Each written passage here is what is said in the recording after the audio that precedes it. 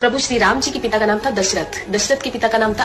अज के पिता का नाम था नाभाग, नाभाग के पिता का नाम था ययाति, ययाति के पिता का नाम था नहुष, नहुष के पिता का नाम था अम्बऋषि, अम्बऋषि के पिता का नाम था प्रशुश्रुक, प्रशुश्रुक के पिता का नाम था मरु, तो मरु के पिता का नाम था शिग्रक, शिग्रक के पिता का नाम था अग्निवर्ण, अग्निवर्ण के पिता का नाम था सुदर्शन, सुदर्शन के पिता का नाम था शंखन, शंखन के पिता का नाम था प्रवड, प्रवड के पिता का नाम था अंशुमन, अंशुमन के पिता का नाम था दिलीप, दिलीप के पिता का नाम था भागीरथ, ये वही भागीरथ है जो गंगा को पृथ्वी पर लेके आए थे, जिसको भागीरथी के नाम से भी जाना जाता है। राजा भागीरथ के पिता का नाम था कुकुस्थ, कुकुस्थ के पिता का नाम था रघु, ये रघु वही राजा है जिनके नाम पर ये रघुकुल पड़ा, क्योंकि ये बहुत ही पराक्रमी और तेजस्वी राजा थे। आज भी कहा जाता है कि रघुकुल रीत सदा चली आई, प्राण जाए पर वचन न जाए। तो राजा रघु के पिता का नाम था राजा असमंज, राजा असमंज के पिता का नाम था राजा सगर, राजा सगर के पिता का नाम था राजा असित, राजा असित के पिता का नाम था राजा भरत, राजा भरत के पिता का नाम था ध्रुवसंधि, राजा ध्रुवसंधि के पिता का नाम था राजा सुसंधि, राजा सुसंधि के पिता का नाम था राजा मानधाता, मानधाता के पिता का नाम था युवानाश्री, युवानाश्री के पिता का नाम था दुमदुमार, दुमदुमार के पिता का नाम था त्रिशंकु, राजा त्रिशंकु के पिता का नाम था राजा पृथ्वी।